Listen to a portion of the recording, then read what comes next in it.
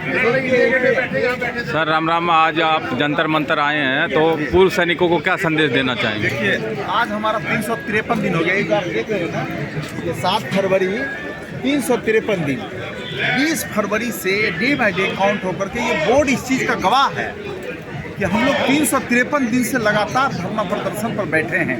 Sunday हो, Monday हो, जाड़ा हो, बरसात हो, इस बीच में कई झंझावात आया, सब कुछ, लेकिन 200 मीटर की दूरी पर दम्भी केंद्र सरकार। देखिए, मैं सीधा स्पष्ट कहता हूँ, ये जवान और किसान कह करके सत्ता हथियाने वाली सरकार, जिसके लिए पूर्व सैनिकों ने पूरा अपना पावर लगा दिया था 2019 में, चूँकि इन्होंने आरोप दिया था, आरोप दिया, जैसा भी दिया इन्होंने दिया, हम लोग इसके शुक्रगुजार जरूर हैं।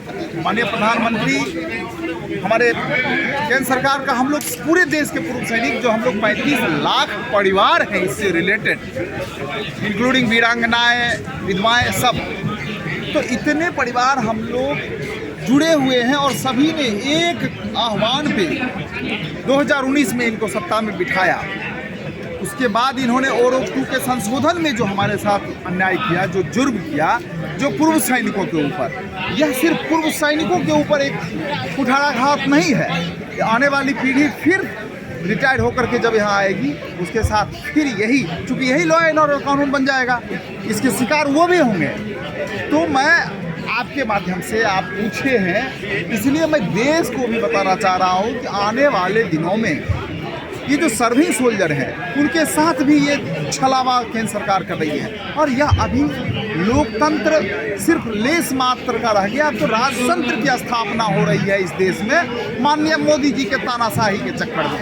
नहीं तो 353 दिन से हमारे पूर्व सैनिक धरना प्रदर्शन पे बैठे हैं आरोप 2 में संशोधन के लिए। और चंद एक मैं माननीय प्रधानमंत्री एवं केंद्र सरकार को कहना, आगाह करना चाहता हूँ कि माननीय, जिसके बहकावे में आकर के आपने जवान और जेसीओज को धोखा दिया है 1 रैंक 1 पेंशन में, उसका खामियाजा आपको भुगतना पड़ेगा, यह तय है।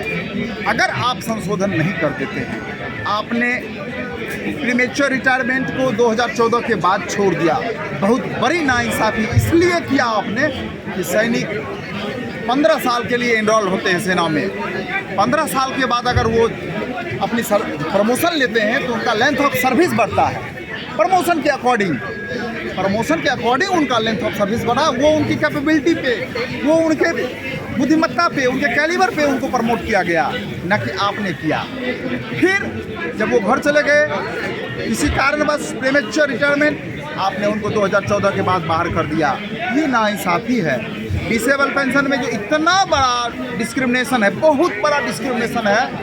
डिसेबल पेंशन में एक जवान को गोली लगती है, वह जवान 17,000 रुपये डिसेबल पेंशन, एक अधिकारी को गोली लगती है तो वो डिसेबल अधिकारी को 1.5 लाख। ये कहाँ का न्याय? क्या मिलिट्री सर्विस पे में भेदभाव जरूरी है? मैं आज आपके सामने खड़ा हूँ, अगर यहाँ का टेम्परेचर 26 डिग्री है तो 26 डिग्री सबके लिए है, वो जवान हो, जेसीओज हो, ऑफिसर हो, आम आवाम हो।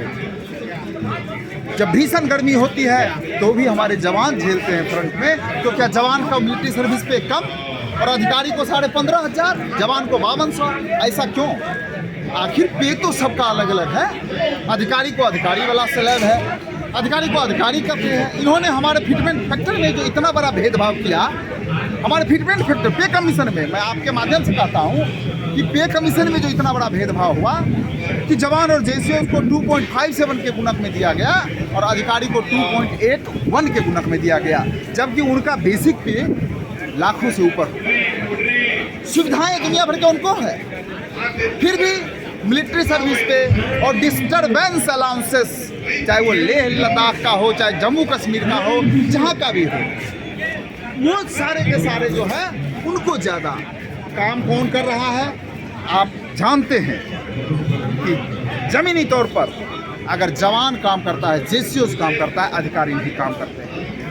आरोप 2 के संशोधन में, आरोप 2 में इन्होंने सारा का सारा 23,000 करोड़ रुपया जिनको दिया है, मैं माननीय प्रधानमंत्री जी से कहता हूँ, वो आपके बूथ तक नहीं पहुँचते, उनका एक वोट आपको नहीं मिलता। उन्होंने जो अपना उल्लू सीधा किया है 2015 के बाद के आंदोलन से, इसी जंतर मंतर से जवान और जैसियों की संख्या बल को दिखा करके किया।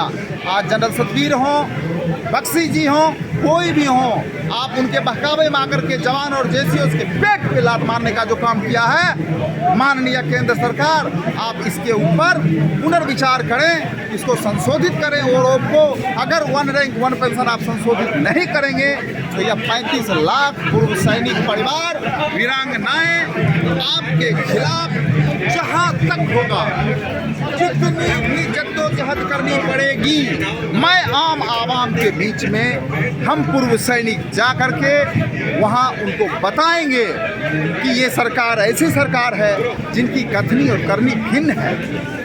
आपने जिस चीज़ का वादा किया था मैनिफेस्टो में और क्या किया वो सब आपको पता है, जनता को पता है। भावनाओं से खेलना कहीं से उचित नहीं है। हमारी जो मांग है, पूर्व सैनिकों का जो हक है 1 रैंक 1 पेंशन, उसको आप डिनाई नहीं करें, उसको पुनः संशोधित करें।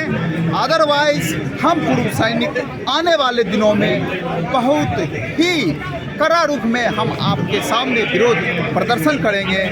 विधवा पेंशन हो, फैमिली पेंशन हो, डिसेबल पेंशन पे बात कर लिया, मिलिट्री सर्विस पे बात कर लिया, प्रीमेच्योर रिटायरमेंट पे बात कर लिया, ये तो ज्वलंत मुद्दा है, इस पे संशोधन करना पड़ेगा।